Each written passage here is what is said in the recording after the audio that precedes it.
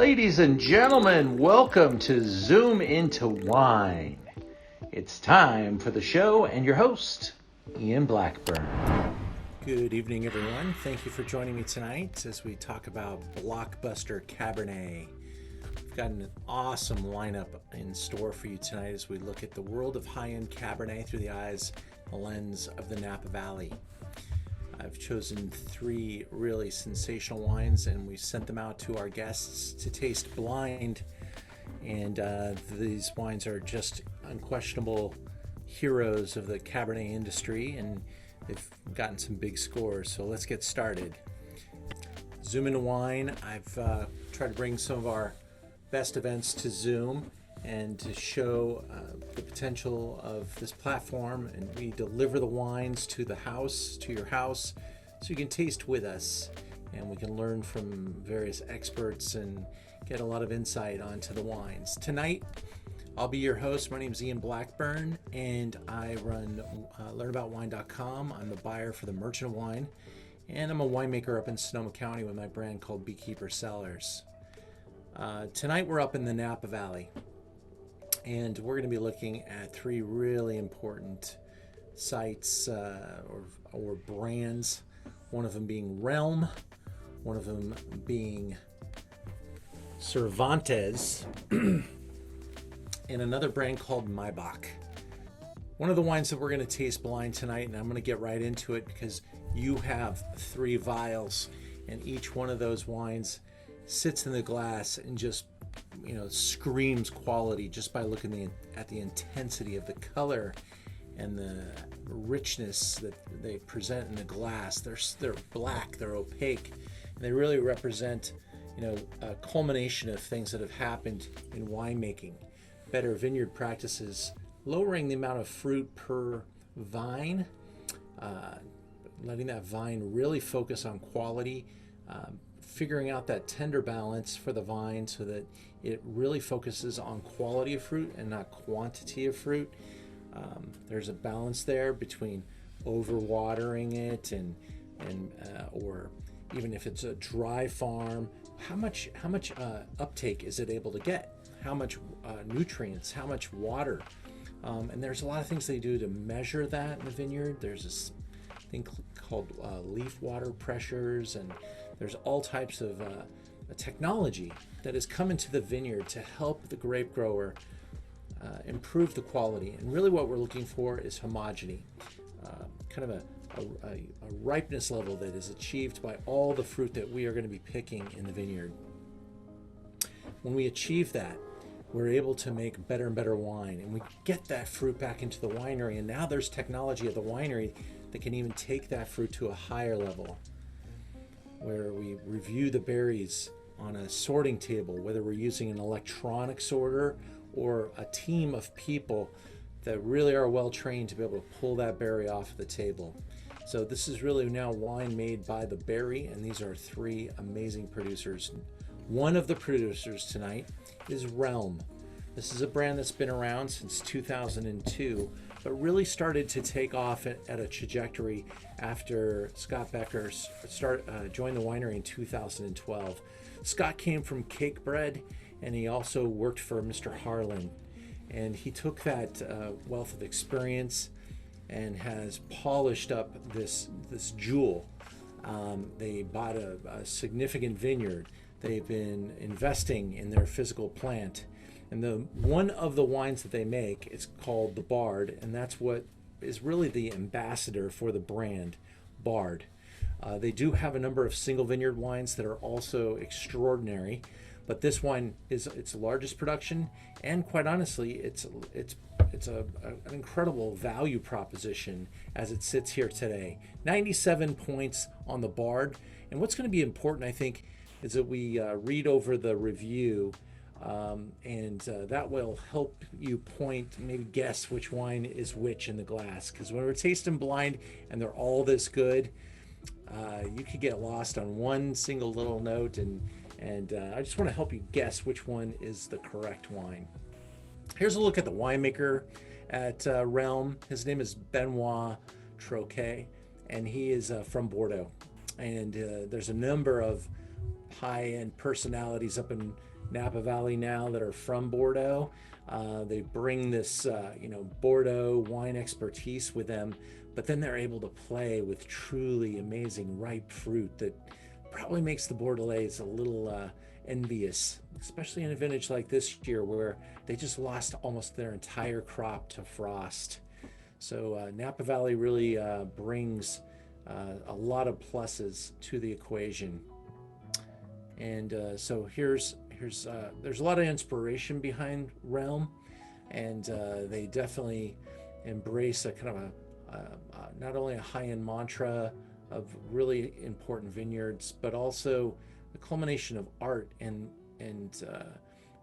poetry and different influences on the wines. So we get a wine that has an incredible sense of place, uses some of the top vineyard designations, Beckstoffer Tokalon and the different Beckstoffer properties, but also Larkmead and the Realm Ranch and Forella. And then this wine that we're going to be tasting tonight is a blend of these various ranches. When you make a single vineyard wine, you're going to get something very specific to that place. When you blend great places together, you can really create something that overachieves in a very generous way. And I believe that's going to help us find the Realm wine tonight. 50,000 bottles. That is not a lot. That's less than 5,000 cases. And again, their first vintage was back in 2002, but really things started to take place after 2012 and after some major financial investments. They got an estate. They were able to get some amazing fruit, including the White's Vineyard, which we're going to hear about a couple of times tonight. Kind of excited about that. The White's Vineyard is a really important property, and it's the backbone of two of the wines that we're tasting in the same event.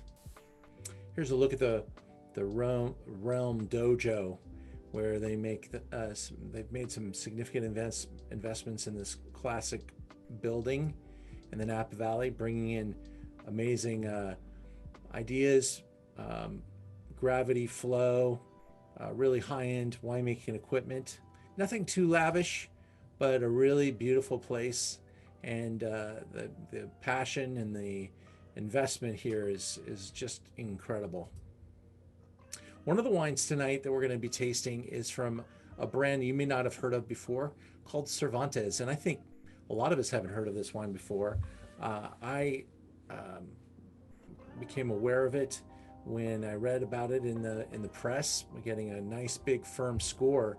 But this is a wine that's made by Andy Erickson, and I love Andy Erickson's style, his touch, and he's just a really amazing winemaker to follow. He, of course, was the winemaker at Screaming Eagle after Heidi Barrett, and so he came.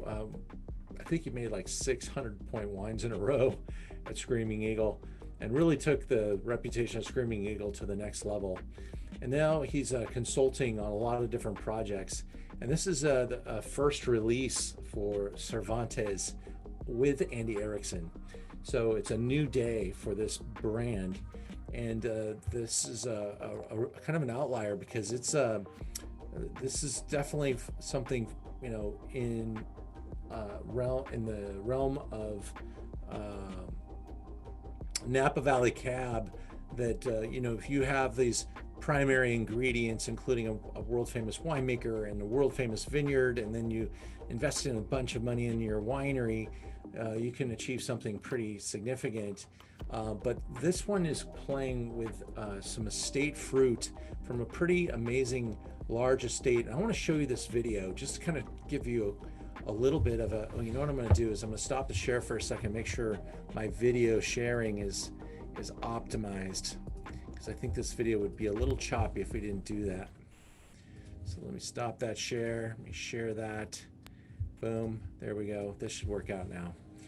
So watch this video to give us kind of a little bit of insight on Cervantes.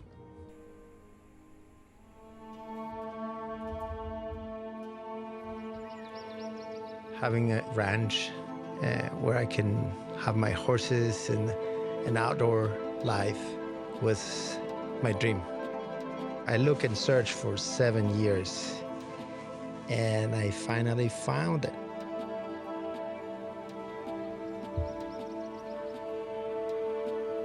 It is the perfect place to grow grapes.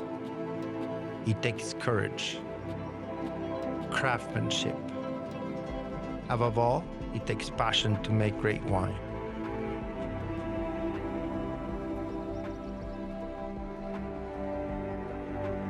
I live for the outdoors. It's what really moves me.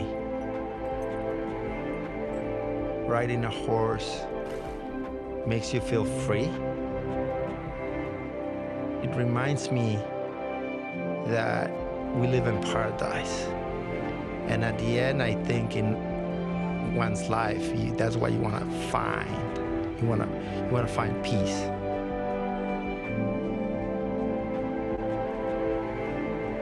Everything we do in life, we do it to share. It's in our culture, and it is in our blood. As humans, we can create great things, but if we don't share them, it's useless.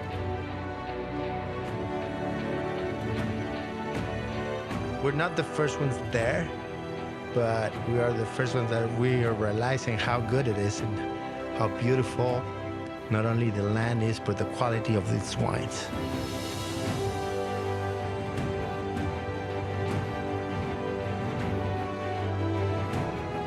It's challenging, but it's worth it.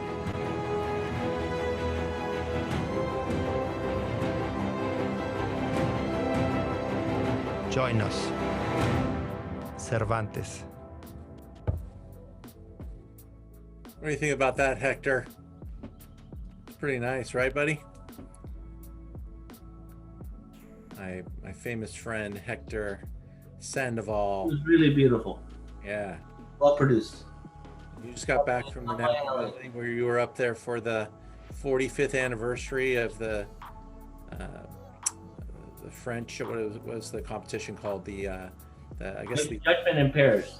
Judgment of Paris. Thank you. Yes. And you were videotaping that event, that experience. A couple different events happened there. The Chateau Montelena 45-year anniversary of Bottle Shock. We were with Bo up there. A couple of the winemakers, and obviously we went down to Stag's Leap Cellars, which was amazing. And it was just a tremendous experience, tremendous history for the state of California and the world. Say that.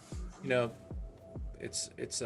What was the highlight was when we photographed and filmed Warren. Whiskey, yeah.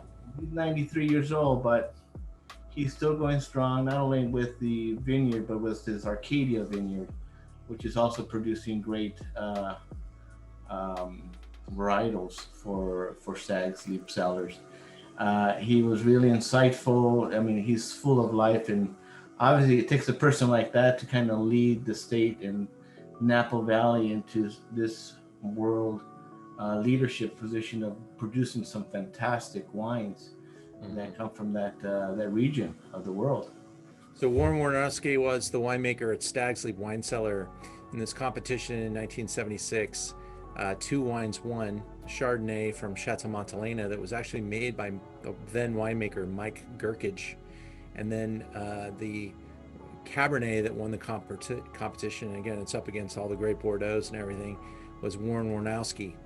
And so Stephen Spurrier organized this competition, and Mr. Spurrier passed away this year. So really kind of confluence of events, and great for you to be up there and be able to see all that. Did you also see Mr. Gerkage? Was he? No, he wasn't available. He was in the condition to be, interviewed and things like that. But I have to say, there's the original block of Stag's Leap, Black 4. I was so impressed with the thickness and the sense of history in the vine itself.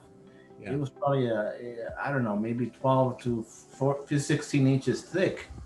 It just cried and bled history and value and quality of that region. It was amazing.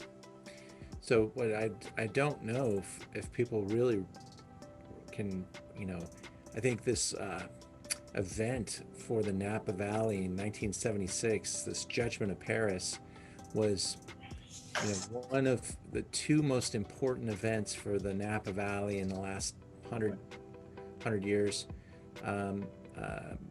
Maybe all of wine in the last 100 years. So I'm gonna try to say something profound. I'm not sure how it'll turn out, but I will say that's one of the most profound moments for California wine industry. It catapulted us onto the world scene, and gave us incredible and this the whole story of it, how it ended up in Time magazine, and it just took off in almost a romantic fashion and put Napa Valley into the conversation for great wine regions of the world. And that was one of the most important moments. And I'm going to say that the second most important was Sideways in 2004, because it catapulted Santa Barbara into the wine conversation. And that's Rex Pickett back there on the wall. He's always in my Zooms. I don't know if you know the story, but he Rex wrote the book Sideways, and it gave another look at the California wine industry and really diversified the state. And I think all regions in California benefited from that, because then the conversation wasn't Napa. It was Napa, Santa Barbara, Paso, and everything in between. And we've seen this really nice upward trajectory. And today, the Napa Valley is arguably the greatest wine region in the world, because we have this incredible diversity of talent there, where it's not just a couple old farmers making wine the way Grandpa made it. Now it's generations of UC Davis grads, internationally traveled. These guys work harvests all over the world before they get to the Napa Valley, and they exchange information. And the competitive notion in Napa is that everybody wants everyone in Napa to make good wine. It's not like, oh, I get to make the best wine, everyone else can suck it. And there are regions in the state of California that believe that. And unfortunately, that's holding those regions back. Napa Valley's like, yay, another great Napa Valley wine. We're all going to get better because of this. And that's really where we're at in this conversation. So going back into our beautiful PowerPoint, the Cervantes family, by the way, 1,000 acres under their stewardship, and only a few, I believe it's 120 acres are planted. So this is an amazing ranch and an amazing dream in the making. One of the wines that we're tasting blind here tonight is the brand Maybach. And I will say this brand is almost as as rare and as difficult to get as Screaming Eagle. And this wine is on a trajectory to be in the same conversation just as soon as enough people taste it.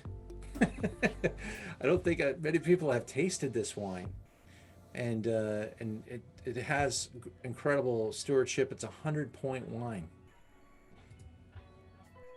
Again, the Napa Valley, when we look at it, we see the various parts. We see the two different mountain ranges here. I'm going to show you this Mayacamas mountain range. Comes all the way up here and then connects up at the top here in Santa Helena. Then you come down the Vaca mountain range on the other side, and it creates this perfect bowl environment. And the winds come in and they circulate and they pull, and these mountains have eroded into the valley, and so they've got this signature dusty notion in the Napa Valley wines. This little dusty quotient. Then you've got this lung, like L-U-N-G, lung type of capacity, where the hot air comes in and it clears out the fog, and then the the hot air warms back up, and then the sun falls, it cools back down, and that fog is sucked back in off the San Pablo Bay, and it's this really amazing action that just works perfectly for this optimal growing conditions and temperatures. There are definitely hazards. There's definitely some struggles, and we know about one of the big ones now with fire, and this moment that we're in California, where we're seeing less rainfall, drought conditions. These fire things are not going to go away, but we all hope that we can have a couple of years here where we can make some progress and make some good wine without the damaging fires. Because smoke is it's not like when you hear about the Napa Valley vintners or the Napa Valley, it's not like you go up there and you see vast destruction, although certainly there's areas where it's just been torched, but a lot of it's been trees and shrubbery and grasses and hillsides that aren't vineyards. It's the problem is that throws smoke all over the place, and that smoke is also now trapped in this bowl, and it if it's at the wrong time, like it was in 2000 during harvest, it can really impact the fruit, and it ends up smelling like ash, and that's not what you want your fruit to smell like when you're spending $30,000-$40,000 a ton to get the best fruit in the world. So Maibach, after that, was is a family name that's been associated with some pretty amazing things in the history of time. There definitely is a relationship, with the Mercedes family today that's carried forward, but a lot of innovation, German innovation in the early part of this decade brought the family to prominence, and the current generation is now in the Napa Valley. And they hired this guy, Thomas Rivers Brown, who's probably right now at the uppermost echelon with the most number of high-scoring wines under his tutelage. And so this is another Thomas Rivers Brown project. It's a small project, but really all about making the very best wine. And this wine is also off of the Weiss vineyard. So we've got two wines from, the Maibach wine is entirely off of Weiss, but the Bard from Realm has small amount of whites in it, so I don't want to say they're equals, but they are definitely shopping in the same stores and buying the same fruit and exercising the same diligence to make the wines as exciting as possible. So with that, let's start tasting some wine and see if we can't figure out which one is which. Those of you that have the wines, just take a look at the three and notice the different colors. And let's get started with wine number one. Cassis eucalyptus. That dusty factor. I want to go back and look also. I wanted to look at the three wines on the website. Realm, 97 points. Description: intense and perfumed aromas of cassis, mulberry, lavender, nutmeg, and cloves, praline, walnuts, and dark chocolate too. Full-bodied, creamy, and polished with precise finish. Firm yet smoothly coated tannins. Very fine. Cabernet Sauvignon, 85% with Merlot, Petit Verdot, Cabernet, and Petit Syrah, which I thought was interesting. It's just a kiss of Petit Syrah, which was very prevalent in the 1950s and 1960s in the Napa Valley. But a 97-point wine, and that can just be a point or two of Petit Syrah for depth and I'm not sure they added that for color, but more of a firm post in a big field of flavor. So which one is Realm? Which one is Cervantes? 95 points by Suckling. A tight Cabernet with a core of attractive blackberries and black currants, as well as undertones of mint and sage. Tar also. Full-bodied and polished, integrated tannins. On Parker's note, which he gave 94, 97% Cab, 10 Petit Verdot, 3 Malbec. And this is one of a couple different wines from Cervantes. So this is the MMXV2. If someone knows Roman numerology well to give me that number, I appreciate it. Is a deep garnet purple in color. It charges out of the gate with bold black, red, and bold black and red cherry notes, followed by a core of mulberries and cassis with hints of Indian spices and roses. The full-bodied palate is concentrated, full-on seductive, featuring a mouth-coating black fruit layers offset by great freshness and seductively plush tannins, finishing long and spicy.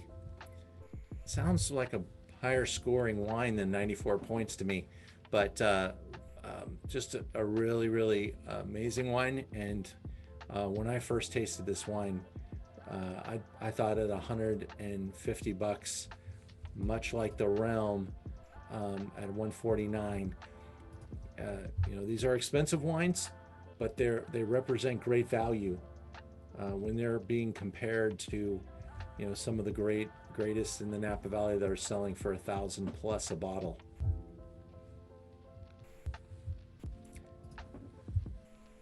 And number 3, or the third wine in our flight, I don't know which number it is, but the Maibach Family Vineyards. This is Mataram. Now they make a couple different cuvées as well, but this is associated with the White's Vineyard and Thomas Rivers Brown. It's Oakville in designation. The others may not carry that same designation. This is the others may just carry Napa Valley appellation, but this one got the 100-pointer by Jeb Dunnick and 98 by Parker. So we'll start with Dunnick, talking about the White's Vineyard in Oakville, and it's all Cabernet Sauvignon, mostly new barrels, and it's a very different wine than their other Amonis released. Ammonius release, and I've never even seen that wine in person. I don't have a chance to buy that wine, but I was able to get this one, and has more elegant and seamless aromas and flavors of creme de cassis, black raspberries, tobacco leaf, flowery incense, and sandalwood. Margot-like, I think that's an interesting way to describe it. Like in its elegance and its complexity, this brilliant wine has loads of sweet fruit, flawless integration in tannins and acidity, flawlessly balanced, and just on the heavenly overall profile that I wish every reader could taste. 98 points from Parker. 100% Cabernet, deep garnet, colored 2018 Mataram Cabernet Sauvignon, soars out of the glass with a gorgeous perfume of cinnamon toast, red roses, dusty soil, and lavender over a core of warm cassis, kirsch, and black raspberries. Full-bodied, rich, and plush, and oh so spicy. It's jam-packed with black and red fruits, fruit preserved layers, finishing with fantastic long fragrant finish. Okay, so I've read the reviews. You've got the wines in front of you, and I'd like to get some comments from those that are tasting or questions from anyone else on the Zoom about these wines. And those wines are at the retail prices at this moment. The expectation is that will be moving up pretty significantly in the near future. And you've got to look at what's happening in the world with a little bit of price inflation going through our system. And then you tack on a lack of a 2020 vintage. It's pretty assured that price increases are coming. And these fairly expensive wines will be even more so in the near term. So be prepared. All right, let's take again a look. Number one.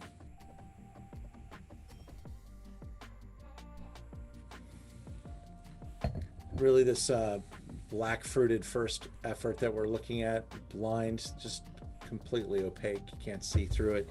I usually look through the wine onto like my watch or my sleeve to see. I can't see anything. I can't see through it. It's so dark and so inky.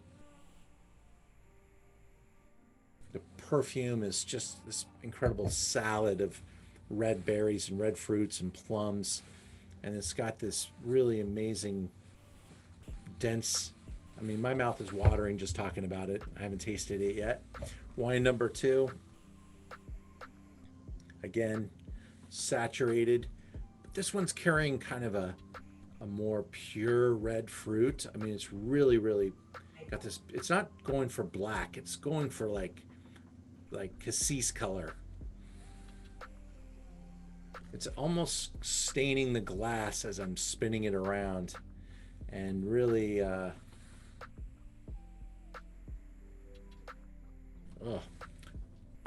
of a crazy,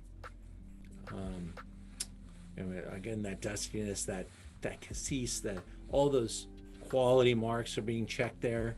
Get almost a smell of incense in the nose of this wine. Really wild and exotic aromas, but everything in this glass is so pretty. Number three. Shades of black again.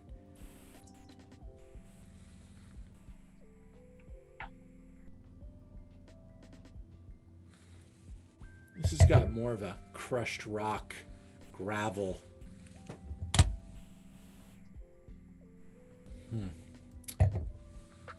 Maybe a little bit more diversity in fruit presentation, kind of from a range like cranberry all the way to cassis, a little fresh red raspberry. I'm going to taste them now. Wine number one.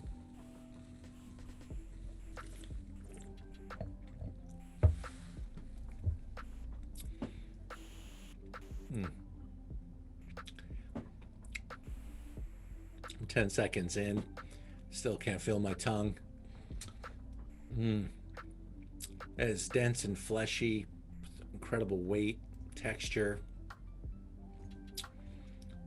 And it's pretty generous. I'd say the tannins here are present, but there's so much going on. You don't feel the tension of the tannins until the very finish. Very cleansing. Wine number two. And I'll welcome any of you guys to jump in with comments. Ian, I have a question. You know, a lot of these amazing, dense fruit flavor, cab-based wines have been associated with like stress on the vine sometimes. You think there's something that adds to that? So would they have to really search for water? Yeah, I mean, there are vineyards that are also on slopes for the most part. When you get to this level, these are not valley floor vineyards. These are with altitude. There's some, definitely they're leaning into that rocky element. They're not looking for yields here. They're looking for just pure quality, and they're definitely being very careful about water and how available it is. but you want to give the ground enough water that the vine survives. You want the weather to be optimal, where it's cold in the winter, allowing the vine to go into dormancy. Then it wakes back up, starts to push, and these vines are just farmed for greatness, much like a racehorse versus a horse for workhorse. They've got totally different regiments, and the racehorse has got to stay lean and stay fast, whereas that workhorse is being raised to be muscular and powerful. And when you're making these wines, they really want to get as much expression from the fruit as possible. You can't do it at the winery, and so you got to get the greatest fruit possible to make these great wines. Wine number 2, the nose and the mouth really matched here, where we had this elegance, dare I say, almost a feminine,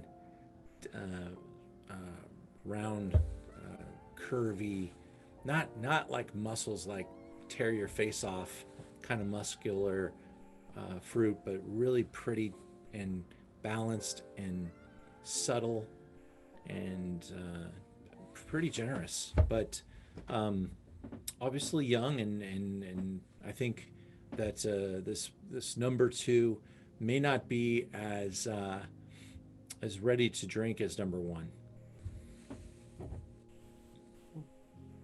Number 3.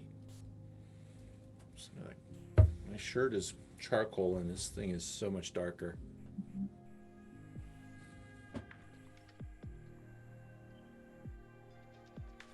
Yeah, that gravelly notion is shining through here. A little gravelly.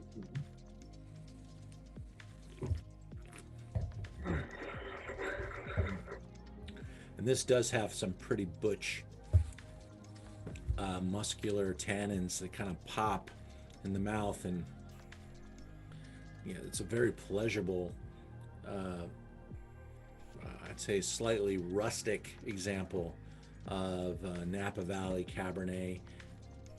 Maybe not as delicate as number 2, or as dense as number 1, but really good. And I wouldn't be surprised if some people thought number 3 was the best of the 3 wines, because it's a style. It's a powerful style. It'd be like if my brother were here tonight, he would pick number 3 because it will hurt his mouth the most. That's it. That's his measurement tool for wine. So that's for you, bro. All right. So I know you guys have the wines. Why don't you put your guesses in the chat box? Let's try to find which one is Realm. 1, 2, or 3.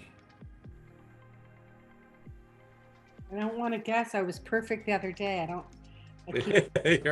You're on a roll. Come on, Lisa. It keeps switching. I'm trying to look at the tasting notes again. Go with your instinct. Go with your gut. So once you tell me which one's Realm, then come at me with which one you think is Maibach.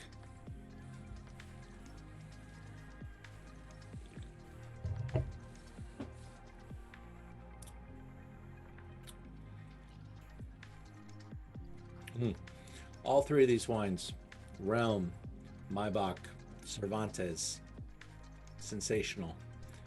The Maibach is currently $350.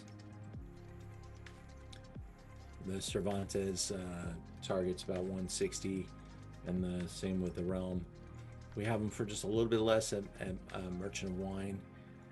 While I have them, I've got my full allocation on the website. When they're gone, they're gone. But this is these wineries are now kind of spoon feeding retailers. Here's your 3 bottles. Here's your 6 bottles, because that's how you do it. And they've got a lot of people to allow to bring these wines in and to market them to their best clients. As a young retailer, I don't have a history with these wineries either, so some retailers may get larger allocations. I'm just getting started with ours. All right, Lisa. Well, it looks like Hector and Gina and I all think Malbec's number 2. Maybach, yeah. But Maybach, I think is looking like the number 2 is the guess, and number 3 is, you thought number 3. Cervantes for me, but I don't know. I've gone all over the map. Did you say, at least on your answer, you said Maybach's number 2 and Realm is number 2? Is that your way of hedging? No, Malbec Realm is number 3. Okay. Okay, well, that was a good, you could say all 3 of them are number 2, and then you get at least one of them right? That's true. All right. So, Jim, if you're out there, Rick, if you're out there, if you want to post your guesses, I'd love to hear what you thought. But I'm going to reveal wine number 1. Oh, David, you got guesses for me, buddy? I forgot it's not your name on your Zoom. It's No, sorry, my kids are being really loud, so I couldn't talk. That's cool. Yeah, I'm not sure. Did you have a favorite? Why don't you tell me your favorites right now? Why don't we do that before I reveal? That way. I think number 1. I really like number 1. You really like number 1? All right. Hector, which one was your favorite? I definitely liked number 2. It was as Warren would say, an iron fist and a velvet glove with amazing flesh and flavor. Yeah, I agree. I like number 2. All right. I like them all. I mean, I like number 2 as well. Yeah, I like them all. You don't get me. We love them all. They're like children, right? Cool. So, the answer to our question tonight. Wine number 1 is Realm. Oh, you got it. Darn it. Wine number 3 is Cervantes. Yes. Yes.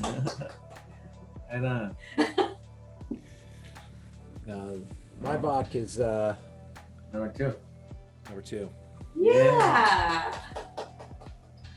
And I'm glad it kind of represented the pricing order. Sometimes they don't, and I do believe that number 2 achieves a little bit more nuance in the glass, a little bit more dense, purity.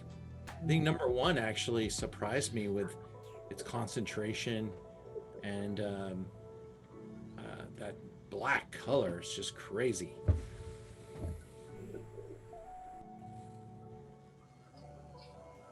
I love the nose on number 1. I think it's just so hedonistic and fun and really represents, I think, the widest spectrum of flavors, and you might call that complexity. I mean, it's really goes from the red fruits, black fruits, and you can even get some really overripe characteristics in number 1 as well. And I think that plays into the notion that it is a multi-varietal blend. It is Cabernet, but there's enough of the other varieties and even a kiss of Petit Syrah in this wine. So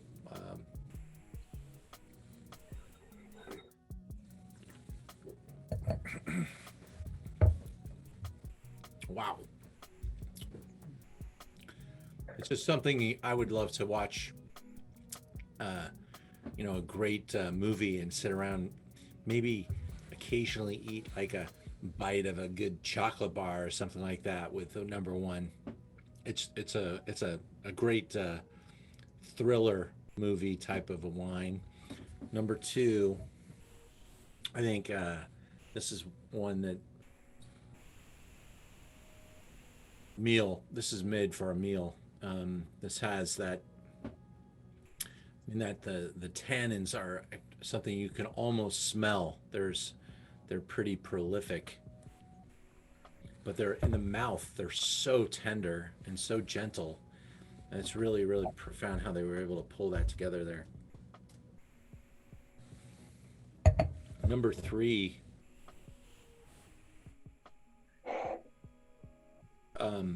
I remember when I tasted this wine in a flight of wines, it just really is an enjoyable the Cervantes. I think if you like tannin and structure and power, and you like that feeling in your mouth of that, that the rocky minerality, this is the wine for you.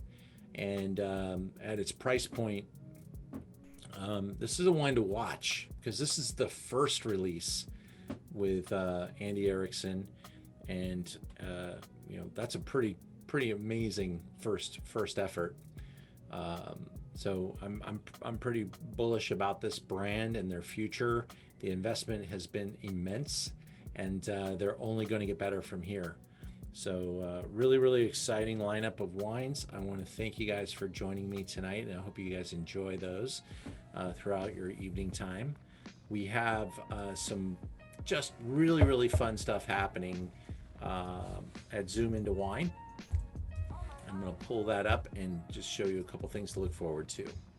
Next Wednesday, we're with the Cakebread Winery, tasting Benchland Select, which is just an awesome Cabernet. And if you've been watching what's happening at Cakebread, they're climbing the charts, and they own some really important vineyards, and they have contracts with some really important vineyards too. They'll make a good amount of their white label wines, but these single vineyard wines are built to compete with the best in the Napa Valley. And its price point, around $100 a bottle, it gives everything a run for its money. So I'm really bullish about this Benchland Select. I tasted 20 or 30 Cabernets that day, and I picked this up after tasting. It was really impressive. I love what's happened in 17 as well, and knowing that we're moving into 18 vintage. I think 17 is a really sexy vintage, and maybe a little underrated as a vintage, whereas 18 might be a little higher rated and average. I think there's a record number of 100-point wines came out of the 18 vintage, but 17 really played well into certain hands, especially Cabernet hands. We've got our classes now posted on our Zoom Into Wine calendar, so if you have never taken a class from us, we really enjoy those, and Wine Camp is for everyone. Whether you're an experienced wine taster or a newbie, think about taking Wine Camp because it really helps kind of polish you and knock out some of the dings in your wine knowledge. We're going to be doing a kind of a Riesling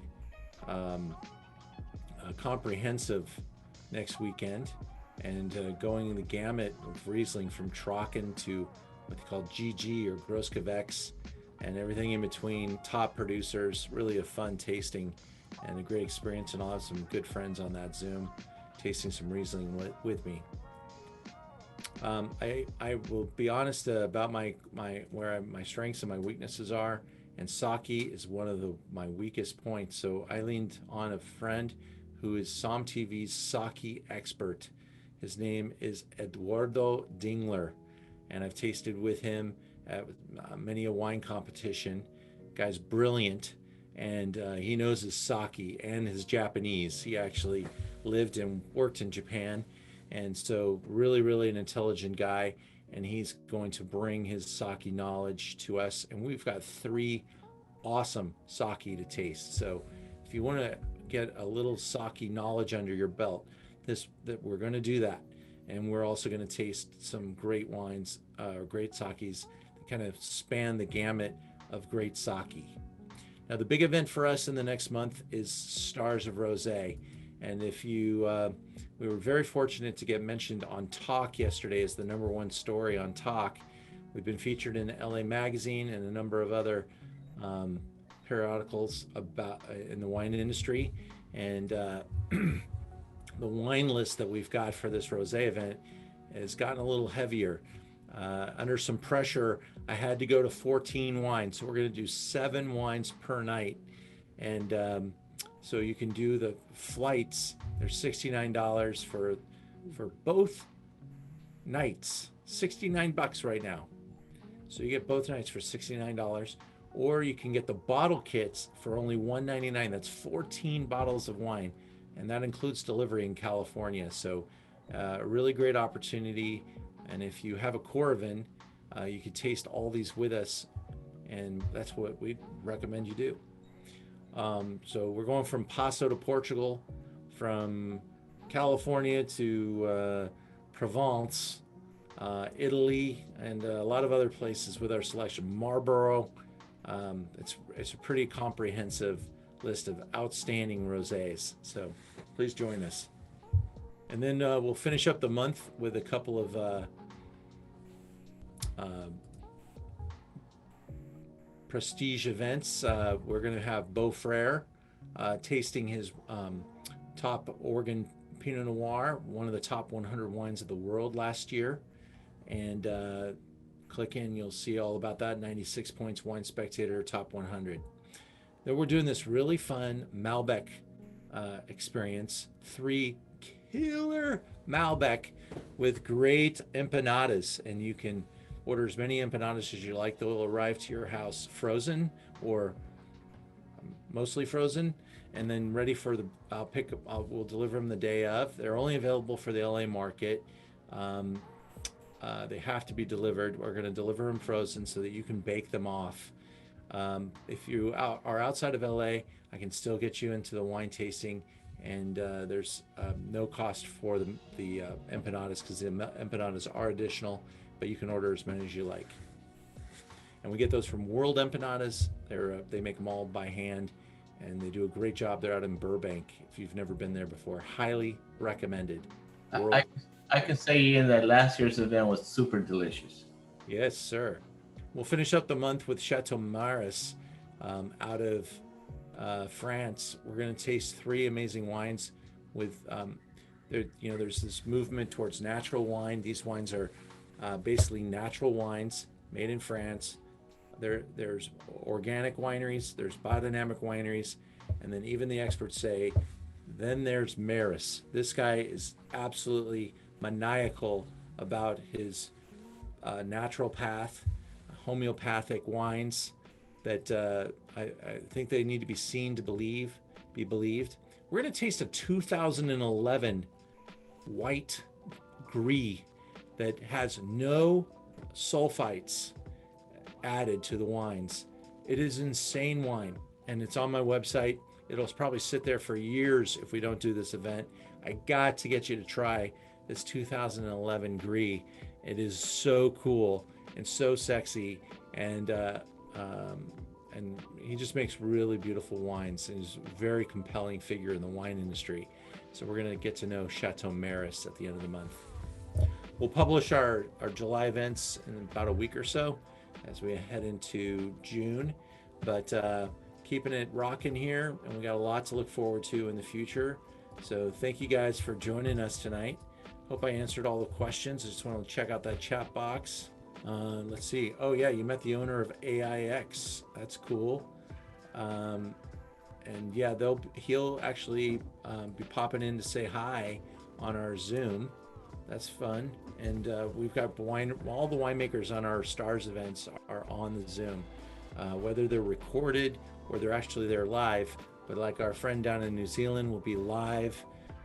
We'll have someone from Italy, from Provence, and definitely our California producers. They'll be live on the event. So really thank you for your support. The world's opening up. Our audience has gotten a lot smaller, obviously, but we're going to stay the path. We're going to keep doing these events. If you guys have any suggestions on things that I might do to move these events to time periods that may not be as competitive as Saturday at 7 o'clock, what time would you do them? I want to keep our audience a little larger for the sustainability of these events. But what time would you do them? I had success with my classes for years during the day on Saturdays, so that these would be done just in time for you to go to dinner. I think 7 o'clock might be a little late for that. So I'm looking at possibly moving that over to a different time slot, thinking 5 o'clock or 4 even. So I want to know what you guys think. And we're going to be moving some of our future Zooms around on different dates, trying to find the right spot to entertain and not always be just Wednesday at 7. But we will.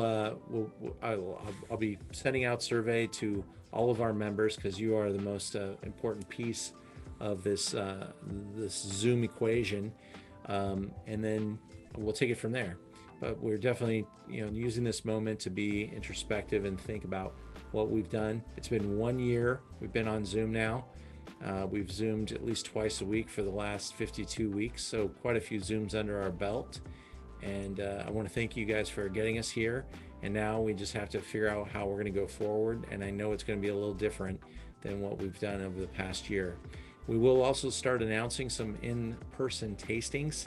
And I think I'm going to just do a couple of parties to get started. Nothing too serious. So be on the lookout for that. And as members, we'll always send you some special invitations. So thank you guys very much. And thanks for the feedback. Weekdays are good at 7 o'clock. Okay, I like that. I like to hear that.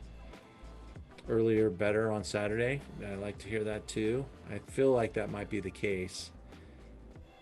But we'll get a lot of information, a lot of data points together and make sure we take a couple of educated guesses here. But we thank you very much, everybody. Have a good night. Enjoy the rest of your beasts of Cabernet. And cheers to all of you. Thank you so much. Talk to you soon.